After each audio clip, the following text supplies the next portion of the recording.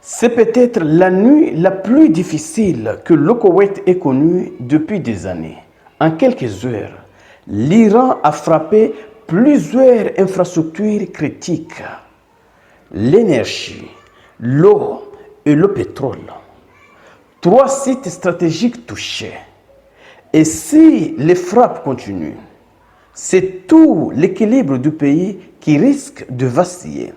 Chez messieurs, je vais entrer en profondeur pour vous présenter les détails des sites qui ont été touchés. Et lorsque vous aurez tous ces détails, vous comprendrez que le Koweït vient de vivre une nuit extrêmement difficile. Chers amis, je vais entrer en profondeur. Partagez cette vidéo.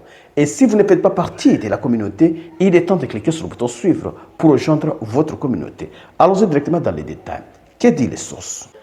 Commençons par les sites qui ont été visés. Un drone iranien a frappé le complexe pétrolier de Shawek qui abrite notamment les bureaux de Kuwait Petroleum Corporation et le ministère du pétrole. Cela a déclenché un incendie important qui a nécessité l'intervention des pompiers et l'évacuation du bâtiment. Dans cet incident, aucune victime n'a été signalée jusqu'à présent. Donc, c'est à la fois une bonne nouvelle et une mauvaise nouvelle. Une bonne nouvelle parce qu'il n'y a pas eu de victimes.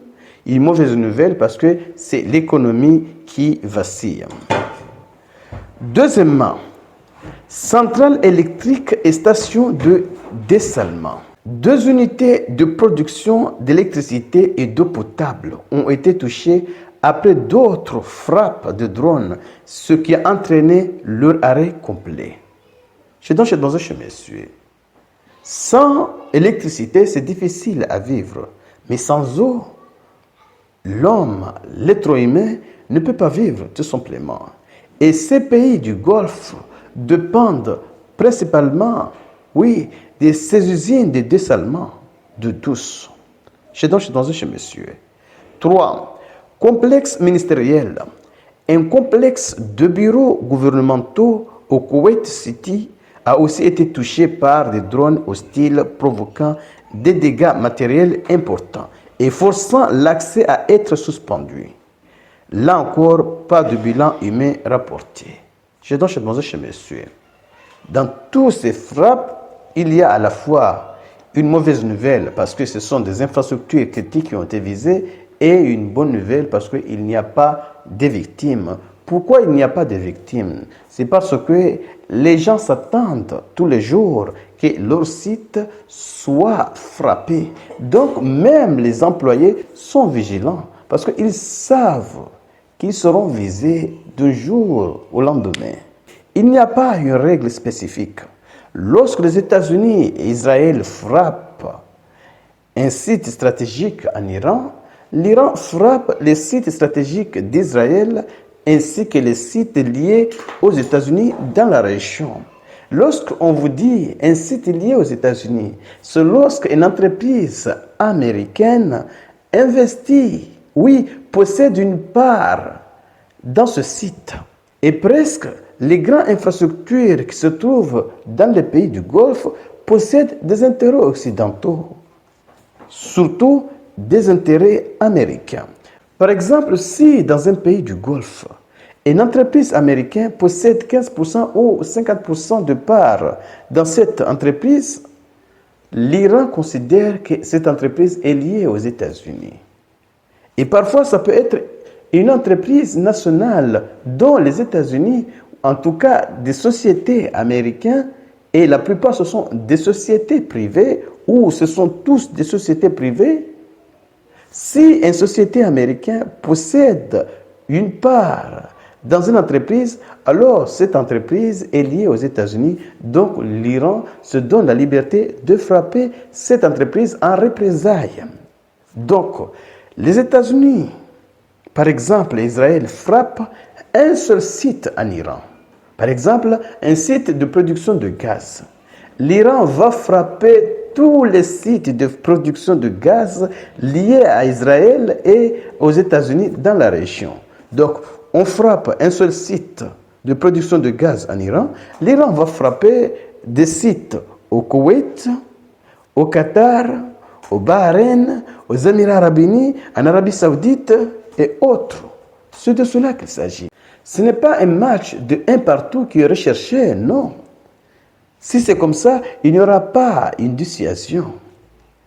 Si vous frappez une infrastructure iranienne, alors l'Iran va frapper plusieurs infrastructures. Parfois, Israël peut frapper seulement un dépôt de pétrole en Iran.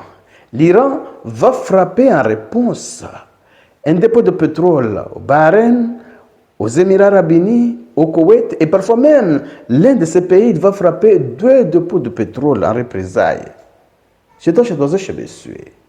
La situation n'est pas du tout bonne, parce que ce qui se passe actuellement, c'est que les États-Unis et Israël manquent des cibles militaires.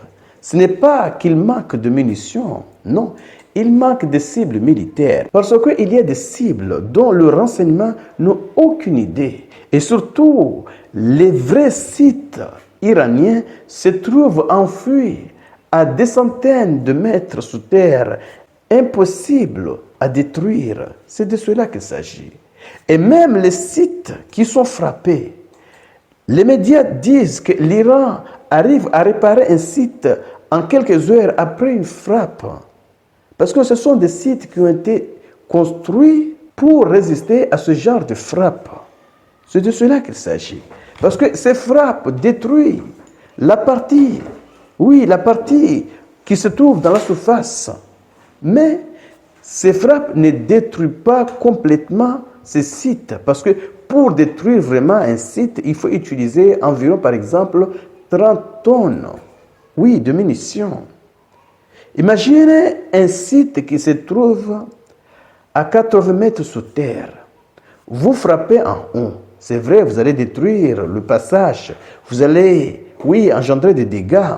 Mais après, ils seront en mesure de dégager, ces dégâts et reprendre les frappes. Raison pour laquelle, parfois les États-Unis et Israël frappent, un site.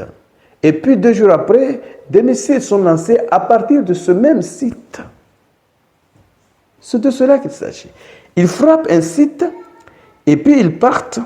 L'Iran lance des missiles à partir de ce site. Et il revient et frappe ce même site. Ils partent et l'Iran lance des missiles à partir de ce même site. Oui, c'est comme ça. Parce que parfois vous frappez un site.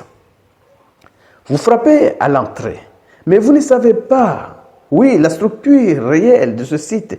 Est-ce que ce site part vers l'avant, vers l'arrière, vers la gauche ou vers la droite? Ce sont des tunnels enfouis sous terre. Donc même si vous arrivez à frapper, à détruire l'entrée, l'Iran est capable de venir réparer l'entrée, placer ses missiles dans ces silos et lancer les choses sérieuses.